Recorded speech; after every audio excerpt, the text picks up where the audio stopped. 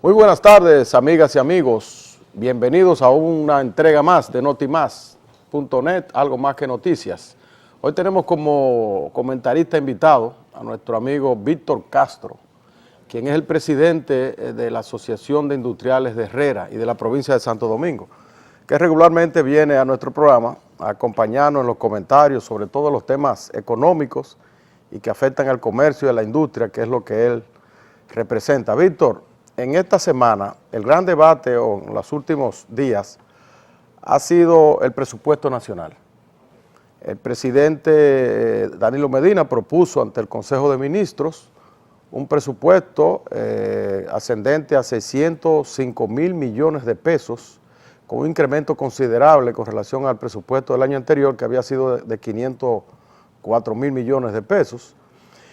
Pero entonces, tras conocer el Consejo de Ministros ese presupuesto y ser enviado al Congreso, comenzaron una serie de protestas en la nación, sectores inconformes, algunos solicitando aumentos salariales, como es el caso de los médicos, los agrónomos, las enfermeras y otros sectores, y otras, las poblaciones, solicitando obras, que sean incluidas obras en sus comunidades. Esto nosotros lo vemos como, no le vemos mucha explicación por qué tanta protesta precisamente este año, cuando el presupuesto ha sido aumentado en más de 70,000 millones de pesos. Entonces, ¿a dónde ha ido a parar ese dinero que no va a satisfacer mínimamente la necesidad de todos esos sectores inconformes? Mira, buenas tardes, Pimentel. Gracias una vez más por permitirme estar en tu programa y como comentarista invitado, con la ausencia de un par de programas por razones de salud de mi padre. Mira, el tema presupuesto está muy vinculado a lo que es el tema de una reforma tributaria, o una reforma fiscal, perdón. Tú sabes que es un tema que tenemos pendiente desde el año pasado, cuando estábamos discutiendo en el Consejo Económico y Social el asunto de la reforma fiscal, y que abortó por que el gobierno al final no le gustó las propuesta nuestra en el sentido de ajustar los gastos a los ingresos de la nación. Mira, yo digo que es un tema muy pendiente el del presupuesto, porque nosotros tenemos definitivamente que dar una reforma fiscal, y te cuento. Una reforma fiscal integral, ¿verdad? Integral. No parche como se están poniendo. Integral, empezando para ser un poco, ¿qué te digo?, complaciente con el gobierno en esta parte. Lo que tiene que ver con la presión tributaria de la República Dominicana es muy baja. O sea, nosotros tenemos una presión fiscal de unos 14%, y eso tiene que estar en un país que quiera desarrollarse efectivamente, y especialmente desarrollar esa infraestructura, dar el poder económico al Estado para que pueda ir en el desarrollo de la infraestructura y en darle la mano de solidaridad a los más vulnerables. Tiene que andar alrededor de un 19% la presión tributaria. Vamos a hacer un paréntesis ahí, Víctor, porque a mí siempre me ha chocado esa apreciación de que tenemos una presión tributaria bajita con relación a los demás países. Sí. Pero entonces yo me pregunto, esa presión tributaria incluye la ineficiencia en el cobro de los impuestos que ya están por ley establecidos? Precisamente, ahí es que te quiero ir. Tenemos que tener una presión tributaria de alrededor de un 18 a un 20%. Y a lo que tributamos nos va a convenir mucho. Porque mira cuál es el problema. El problema es que hay un alto porcentaje de evasión, básicamente por la informalidad. Y otra parte es por que la gente se oculta y no quiere pagar. Pero en la medida en que nosotros formalicemos la economía en República Dominicana y traigamos la legalidad a los que están eludiendo el pago de los tributos, en esa misma medida, lo que estamos pagando, podemos tener una presión tributaria que baje entre 18 y 20, que ahora mismo puede representar un 30, un 35%, hasta un 40% para los sectores que realmente tributamos. O sea, sería ampliar la base, que más personas tributen y que los que tributan lo hagan de manera... Exactamente. Si el Estado... La informalidad de la economía en República Dominicana está alrededor de un 65%. Si nosotros logramos que ese 60-65% de informalidad, bajarlo a un 30%, eso quiere decir que el Estado, sin subirte los impuestos a ti, va a tener una presión tributaria de alrededor de un 20%. Entonces, eso es lo que nosotros entendemos que tiene que pasar hasta que nosotros no formalicemos la economía, que el Estado pueda tener suficientes recursos para ir en auxilio de todos los sectores profesionales que trabajan con el gobierno. Por ejemplo, escúchame, date cuenta, el salario que todavía gana aquí un médico es muy mísero. Un médico gana 30, 35 mil pesos mensual, con lo cual no puede ni siquiera contribuir a su propia formación profesional. No puede contribuir. Al igual que los maestros. Pero tú ves los agrónomos, los maestros, los policías, todo el que trabaja en el sector público tiene un sueldo que no le permite vivir decentemente, ni mucho menos complementar la capacitación que tuvo, la formación profesional que tuvo en una universidad, porque tú sabes que la formación tiene que ser continua. ¿Y tú atribuyes eso, Víctor, entonces a la baja presión tributaria, a la evasión de los impuestos, o también a los supernumerarios que es el Estado también? Mira, el clientelismo tiene mucho que ver con eso, pero eso es simbólico, Pimentel, te lo digo honestamente, porque a veces se dice más de lo que es. Nosotros hemos hablado, tenemos el caso de la Cancillería. Nosotros podíamos ahora mismo en la Cancillería bajar esa nómina que está ahí. Pero ¿cuánto representa eso del Producto Interno Bruto de República Dominicana?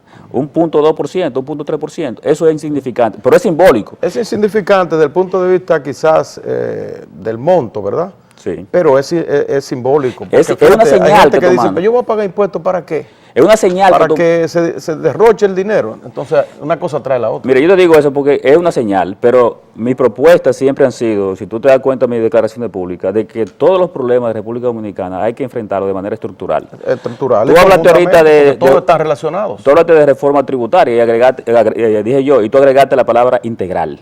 Sí. Te felicito porque tú estás en la línea de lo que deben ser, no la solución solo de cara al presupuesto, teniendo una reforma tributaria, fiscal integral. Para suplir solamente el presupuesto, como se hace ahora coyunturalmente, nada más. Es como cuando hay un déficit se ponen más impuestos. Todos los temas. Si tú te das cuenta, tú miras la prensa matutina de hoy, tú te das cuenta que ya por fin el gobierno formó una comisión para revisar el Código Laboral de Trabajo de República Dominicana. Yo espero, y nosotros vamos a tener una discusión, una participación protagónica, de que esto no se vaya a sancochar, de que se pueda sacar de ahí un verdadero código laboral que permita que el trabajador tenga una vida más digna y que la empresa pueda insertarse más dentro de la competitividad. Pero que no nos paremos de la mesa de discusión hasta que eso no se logre, Pimentel. Claro. Y así todos los temas de República Dominicana, el Pacto por la Educación, estamos dando en un proceso lindísimo, con una participación amplísima. Ojalá que tú puedas ver lo que se está dando en las jornadas de fin de semana. Las informaciones. Yo he estado participando de lleno, metido ahí en eso. Y eso es lindísimo. Yo espero que al final, que yo sé que el tema que vamos a llevar... Que concluya de manera ordenada y tenga un final feliz. De un poco, más que de conflicto, de disensión que va a haber en esa discusión, va a ser en cuanto a la dignificación del maestro. Y eso lo vamos a llevar a la mesa de trabajo. Yo espero que de ahí nosotros podamos sacar el mejor resultado de que el profesor pueda recibir los incentivos de acuerdo al desempeño. Porque tampoco vamos a decir que porque tú tengas 10 o 15 años en el magisterio, tú vas a tener un salario X. Yo creo que tiene que ser de acuerdo a tu desempeño y también a tu competencia. Entonces, yo espero que todos los temas del país podamos de manera estructural enfrentarlo para que no dejemos una pata coja, que es uno de los problemas que tenemos en República Dominicana. De manera que, con respecto al presupuesto, toda esta protestas que están habiendo, es por lo que yo te dije a ti recientemente. El gobierno ha estado tomando medidas simpáticas, pero es como el buen padre que da cariño, da abrazo, da protección, pero no está supliendo. Y eso es lo que está pasando con el gobierno hoy. No le está supliendo lo suficiente a esos sectores que ya empiezan a tener un poco de distancia con respecto a la popularidad del gobierno, la simpatía, porque ya está demandando los recursos que necesita para poder seguir aportando al desarrollo. Pero aquí, Víctor, vemos eso es reiterativo. Todos los años tenemos lo mismo. Los recursos nos dan, el presupuesto es insuficiente, los sectores reclaman más salarios, reclaman más obras en las comunidades. Y entonces no habría una manera de buscar que eso sea sostenible, es decir, que haya una elasticidad, una correspondencia entre el presupuesto, ¿verdad?, lo que gasta el gobierno cada año y lo que le ingresa. Porque eso de estar cada momento poniendo un impuesto, cada momento haciendo, Eso vemos que son soluciones coyunturales, pero no hay una reforma, ¿verdad?, estructural que establezca que el país tiene que recibir tal cantidad de dinero por ingresos fiscales todos los años porque va a gastar tal cantidad. Entonces, que sea un crecimiento sostenido. Entonces, lo que vemos todos los años es lo mismo. Mira qué pasa, de nuevo, las soluciones tienen que ser estructurales.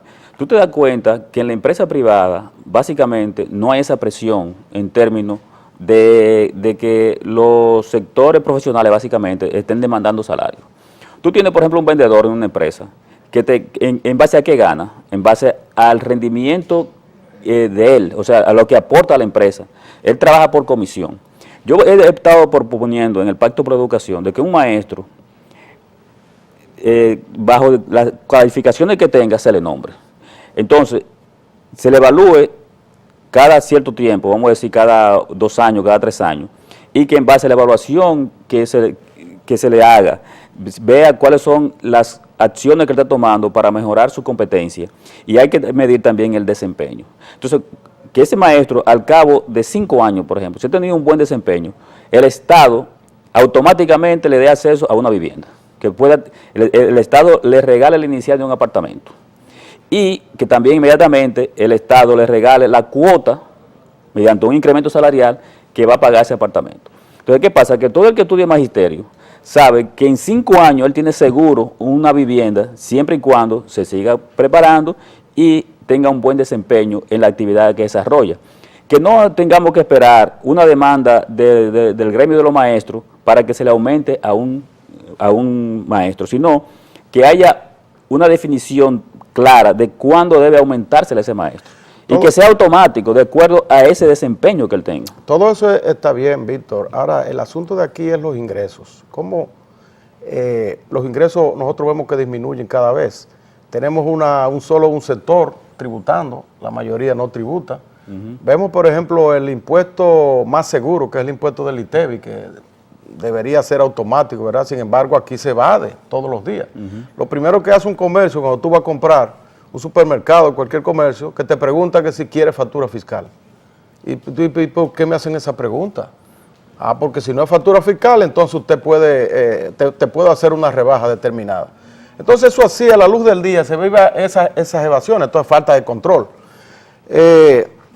Por ejemplo, se estableció una reforma tributaria para financiar el presupuesto de este año.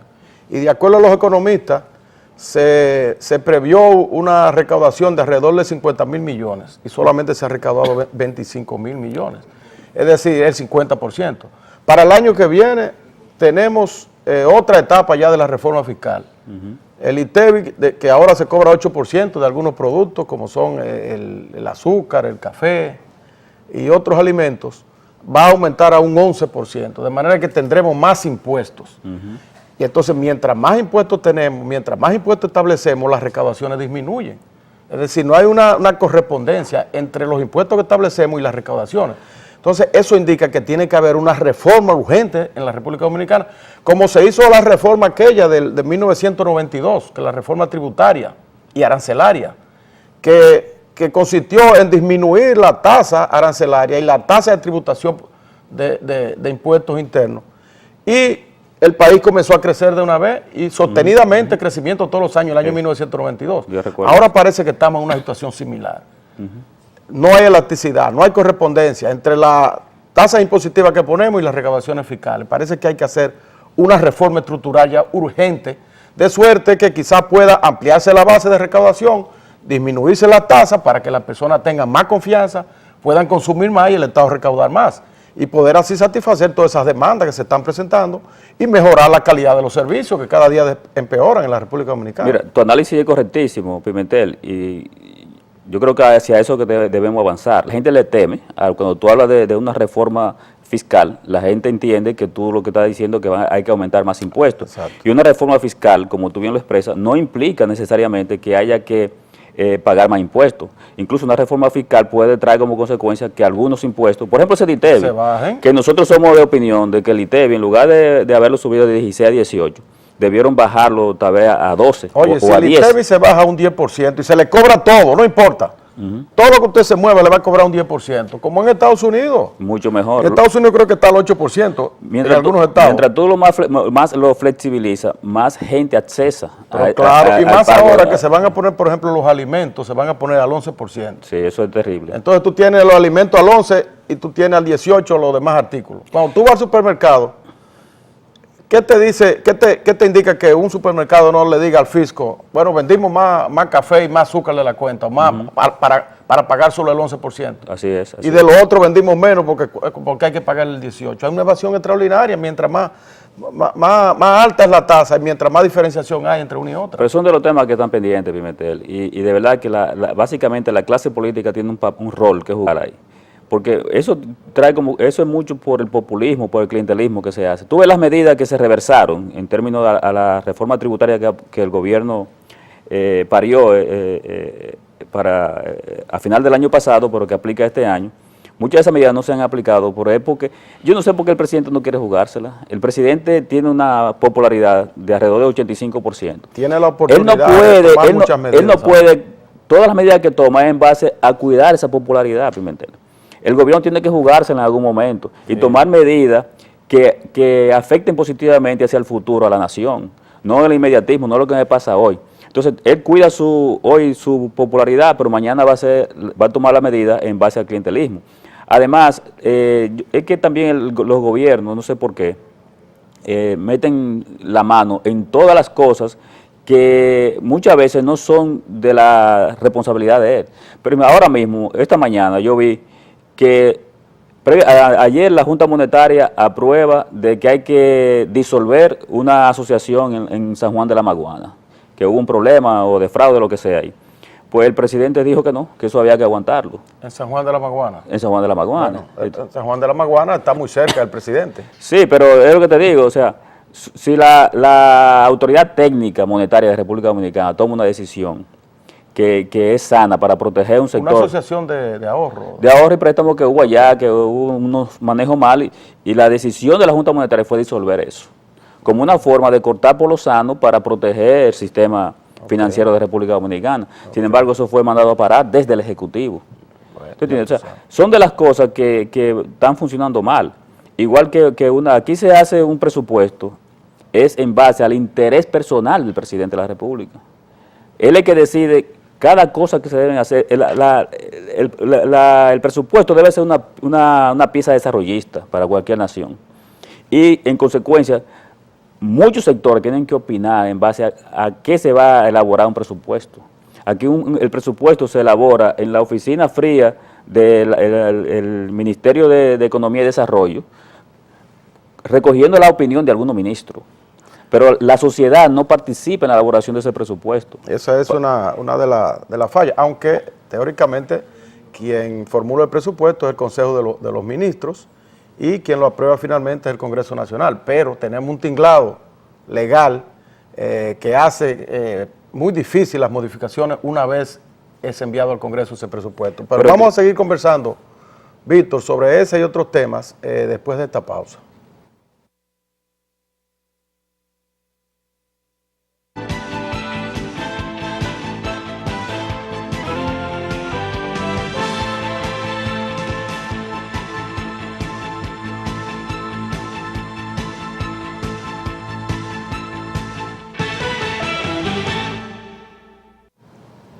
En el día de ayer, la Comisión del Fondo Monetario Internacional, que está en el país evaluando la economía, evacuó un informe mediante el cual dice que la economía dominicana continuará decreciendo este año, que ha decrecido durante el primer semestre de este año y que seguirá decreciendo. Habla, entre otras cosas, de la inversión extranjera, que en la mayoría de los países de Latinoamérica ha crecido un 6% promedio y en la República Dominicana, sin embargo, ha disminuido un 65%. Es decir, que menos inversionistas vienen a invertir a la República Dominicana en este año. ¿A qué tú atribuyes, Víctor, esa situación? ¿Por qué, si precisamente ese era uno de los renglones más fuertes que teníamos en nuestra economía, que la inversión extranjera ascendía alrededor de 3.000 millones de dólares todos los años, sin embargo, este año se ha experimentado esa disminución? Bueno, si hablamos en términos global, tú sabes que hay una economía resentida a nivel mundial y eso naturalmente afecta a República Dominicana. Pero en lo que tiene que ver con la tradición de la inversión en República Dominicana, hay que verlo desde diferentes puntos de vista. Las inversiones más recientes que se han hecho fueron básicamente de la Barrigol. Tú sabes que invirtió, en los últimos años invirtieron más de 4.000 millones de dólares, que ahora mismo eso no se puede la Barrigol verificar. Y también la compañía Ambes, esta de la cerveza brasileña, sí, especialmente. Que compró la cervecería Nacional Dominicana, con lo cual entraron creo que 2.000 millones de dólares en la economía. Y otras inversiones que se han hecho en grandes plazas que tú has visto. Eso como consecuencia de la recesión económica que está viviendo el mundo, especialmente República Dominicana, que tú ves que la actividad económica ha bajado mucho, ha hecho como consecuencia que se frene la inversión. O sea, ahora no hay menos plazas que hacer, ya hay muchas plazas, hay más plazas de la deseable en República Dominicana. Tú te pones incluso a pasear esas plazas y te das cuenta de que realmente no hay una actividad dinámica que permita seguir construyendo nuevas plazas en República Dominicana, y eso es una de las cosas que tenemos que sentarnos a analizar. Tú has visto específicamente República Dominicana, en los últimos 10 años, el promedio de crecimiento de República Dominicana está entre un 5.5 y un 6.5%. ¿Dónde está ese crecimiento? Este año, de acuerdo al Fondo Monetario, va a crecer apenas un 1.65%. Alrededor del 2%. Pero tú has visto que la República Dominicana ha crecido, pero esto es una economía que ha crecido solo para que haya un crecimiento dentro del sector servicio. Y eso es fatal. Y ha crecido, pero también ha crecido la brecha entre rico y pobre. Es decir, claro, ha concentrado más la riqueza. Porque el empleo que genera el sector servicio es tan mínimo que produce pobreza. Mira, yo diría empleo chatarra. Cuando tú ves que un país tiene un crecimiento alto y quien tiene más ponderación dentro de ese crecimiento es el servicio, eso empobrece a la nación. Porque eso no crea empleo de calidad, ni encadenamiento productivo. Los servicios son, en un alto porcentaje, es una actividad importada, donde tú generas mano de obra en otras naciones, donde tú pagas seguridad social a otras naciones. Entonces, eso ha pasado en República Dominicana, Pimentel. La última inversión extranjera que se han hecho en República Dominicana, amén de la que tú mencionaste, de Invec Dominicana y la de Barrigol, que son las únicas inversiones importantes que se han hecho en los últimos años. Importante y el hecho de que se hayan contabilizado esas inversiones en el año pasado es lo que hace la diferencia con este año. Por eso dice que ha disminuido un 65%. Pero también tú le quitas eso como quiera disminuido. Como quiera disminuido. Y fíjate, Víctor, ¿tú no crees que también influye para esta disminución la burocracia que todavía se mantiene en el país para aprobar una inversión? No, también la mala medición de Pimentel, te voy a interrumpir, la mala estadística que se llevan. Porque cuando tú dices, mira, Ambec Dominicana compra las acciones de la cervecería dominicana, eso no contribuye en nada al Producto Interno Bruto de la República Dominicana. Tú no estás incorporando unidades productivas. No, aunque ellos hicieron alguna inversión adicional. No, claro, ya la inversión adicional, pero tú te pone a ver, aquí hay la compañía Chevron, que es la dueña de la marca Texaco, vendió.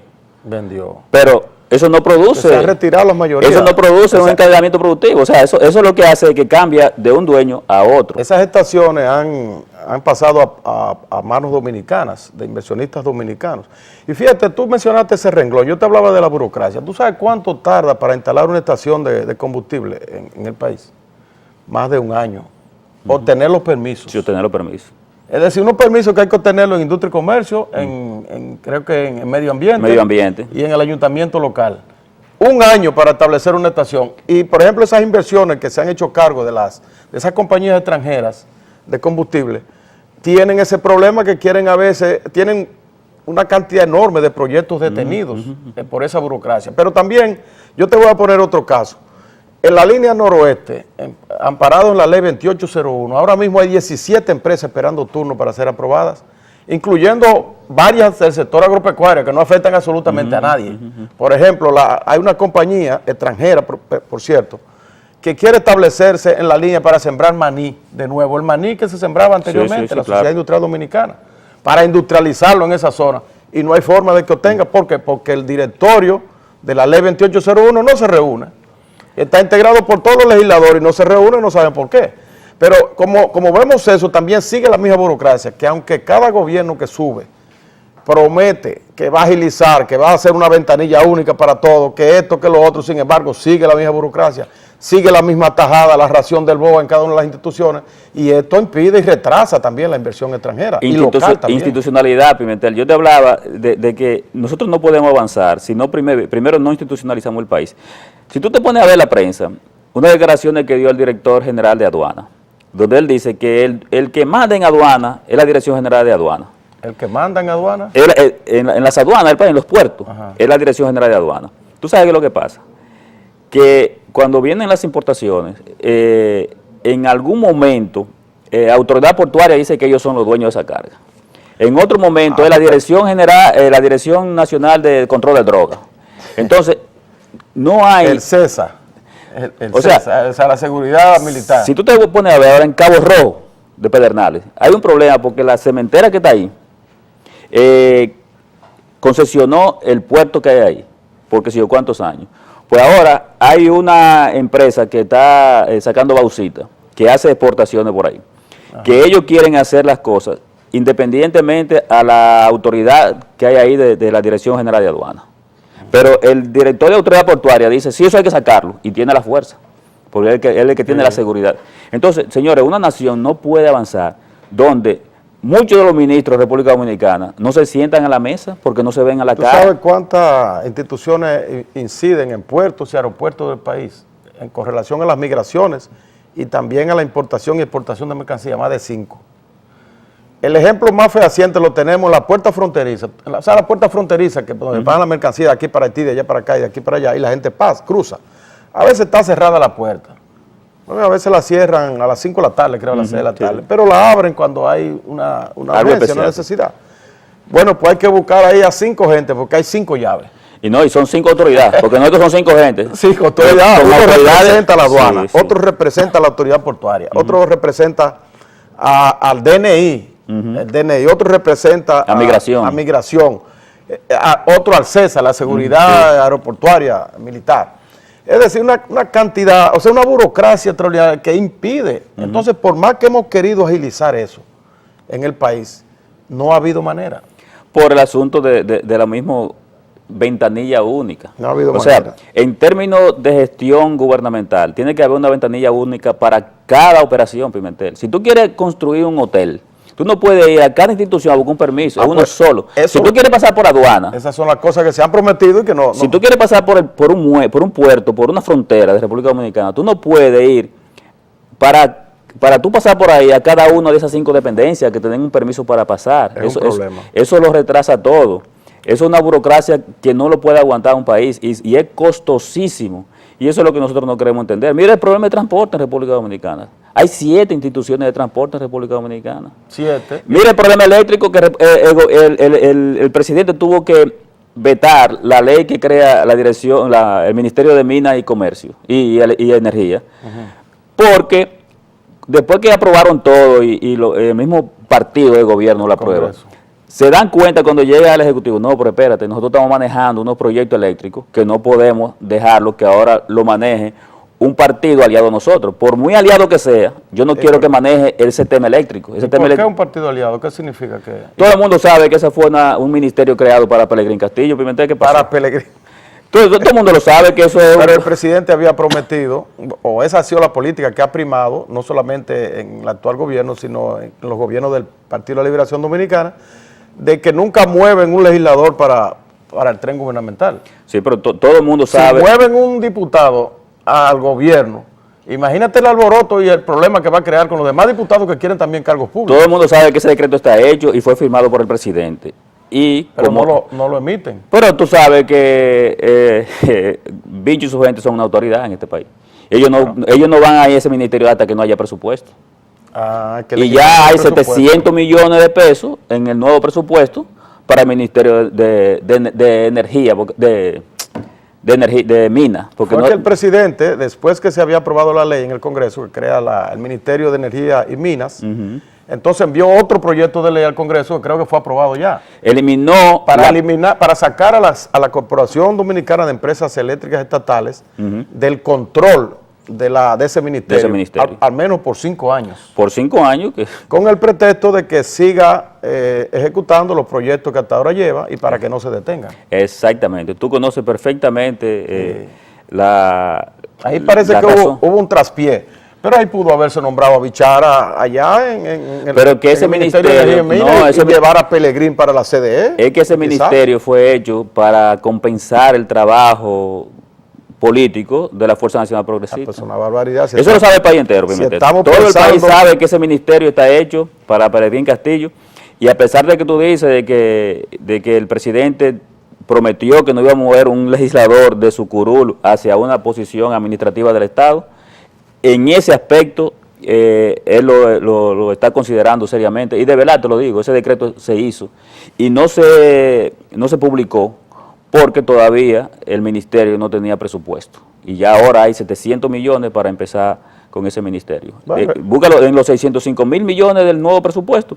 hay 700 millones que son para el Ministerio de Energía. Lo que esperamos es que ese ministerio, ese nuevo ministerio, no se convierta en una fuente más de clientelismo político, y que sea para complacer, como tú dices, complacer peticiones y no para resolver los problemas del país.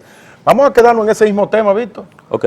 Porque resulta que la CDE está ejecutando un plan energético, el nuevo gobierno, que consiste en cambiar la matriz de generación eléctrica. Así es. Porque ellos dicen que la actual matriz es muy cara, porque es en base a petróleo, en base a derivados del petróleo, y quieren cambiarla o para gas natural y para emigrar a combustibles más económicos y más amigables al medio ambiente. Exacto. En principio. Carbón mineral, ¿verdad? El carbón mineral. Parece que las plantas de gas no se van a instalar, que se habían proyectado para instalarse 2 plantas de 300 megavatios cada una en Manzanillo. Así es. Esas no se van a instalar porque yo tuve una conversación con mi amigo Bichara, me encontré con él, y él me dice que el combustible, el gas natural, es un combustible que no aparece en el mundo en este momento. Y que por los próximos 5 años no va a haber gas natural barato, que es muy, muy costoso traerlo, envasarlo, traerlo en barcos especiales, instalar plantas de acopio aquí y después utilizarlo para la planta. Sale muy caro. Él me habló incluso que sale más caro que el petróleo. Sale más caro porque sale alrededor de $20 el millón de megavatios, el millón de BTU, según me señaló, y el petróleo apenas sale a 18. No, y la infraestructura que tú tendrías que construir en República Dominicana cuesta más que las 2 plantas de 300 megas cada uno que se están licitando para generar a carbón. Así es. Entonces me dice él que esos proyectos de generación en base a gas natural no serán posibles hasta el 2016, porque parece que en ese año o un año antes, en el 2015, es que entra a los Estados Unidos a producir el gas natural, que se van a convertir en el principal productor del mundo. Exactamente. De gas natural. Entonces, como la distancia está tan cerca ahí, se puede quizás conseguir un precio razonable. Me dijo también, Víctor, que la AES Dominicana, que ahora mismo comercializa con el gas natural, sí, y que lo utiliza para su planta, puede obtenerlo porque tiene un contrato viejo y consigue el gas a buen precio en el mercado internacional, pero que eso no es posible. Ahora, el gobierno ha optado entonces por instalar las 2 plantas de carbón. La primero la iba a hacer en Pueblo Viejo, Asua, pero después vi que la corrieron, o sea, ahora va a ser, más para acá, que va a ser ahora entre Baní y Asua, que se van a construir. Y la CDE está trabajando en eso, ya hizo, me parece que ya recibió la propuesta en la licitación que está realizando. Pero hay una declaración el día de hoy de Bichara, de Rubén Bichara, que él dice que hay resistencia de algunos sectores industriales. Tú, en tu calidad de presidente de la Asociación de Industriales de Herrera, ¿tú percibes que hay algún tipo de resistencia, de obstáculos que están presentando los empresarios para que la CDE no instale este parque? Claro, recuérdate que el negocio de energía está en manos de algunos empresarios dominicanos, de la cúpula empresarial dominicana, y ellos están obstaculizando la posibilidad de que aquí se instalen plantas o que el gobierno instale plantas. Ellos quieren coger el negocio mantener bajo su hegemonía el negocio de la energía eléctrica, y por eso ellos se oponen a que el Estado haga nuevas inversiones en generación de energía. Nosotros, para que no se confunda la posición de esa cúpula empresarial con nosotros nos hemos puesto a que se tomen decisiones sin socializarla previamente con todos los sectores de República Dominicana.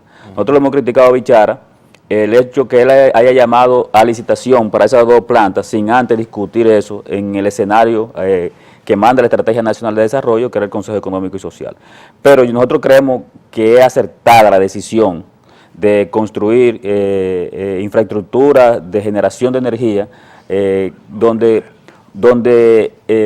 la mano estatal tenga algún protagonismo, porque la energía es un bien estratégico. ¿Usted está de acuerdo entonces que el Estado incursione en la producción eléctrica? Como una forma de poder, en los momentos que se presente en la revisión de contratos, como una forma de tener respuesta ante un tranque donde el sector privado que maneja la generadora quiera mantener precios onerosos en la venta de energía y que en un momento determinado ellos se tranquen, entonces el Estado no tenga opción. Porque ahora Víctor, lo que estamos viendo en el país es una reversión, ¿verdad? Un hacia atrás del proceso de privatización que se había iniciado, mediante el cual se le otorgó al sector privado la generación, prácticamente el monopolio de la generación eléctrica. Y también se le otorgó la comercialización, pero posteriormente el Estado readquirió las EDES. De manera que ahora estamos observando como que vamos hacia atrás. El Estado adquirió las EDES, que es la comercialización, se mantuvo con la CDE, que es el elemento regulador, creó la Superintendencia de Electricidad y ahora entonces pretende también producir energía, instalar plantas para producir energía, a la vez que también mantiene bajo su égida las hidroeléctricas. Entonces, con poca cosa el Estado vuelve a ser dueño del sistema eléctrico nacional. No, porque está claro, o sea, siempre se ha dicho que el Estado en esta coyuntura específica tiene que hacer la inversión para tratar de que el país pueda emigrar hacia un consumo en términos de generación de energía en combustible mucho más económico que tenemos hoy. O sea, que sería transitoria la incursión del Estado. Es transitoria porque eso es lo que quiere el Estado, construir la planta, emigrar a carbón natural, que también es contaminante, pero ahora hay nuevas tecnologías. Pero el carbón mineral es bastante abundante en la naturaleza y se compra a buen precio. Es un combustible de futuro. Ese y el gas natural son los combustibles de futuro. Porque fíjate, el carbón mineral, la contaminación no es tan masiva, vamos a decir, porque el subproducto, la ceniza que produce, se utiliza industrialmente. Claro, se utiliza para la industria y para la agricultura, de la construcción, para producir abono y una serie de cosas. De manera que eso es así. Vamos a continuar, Víctor, hablando de este y otros temas después de la pausa.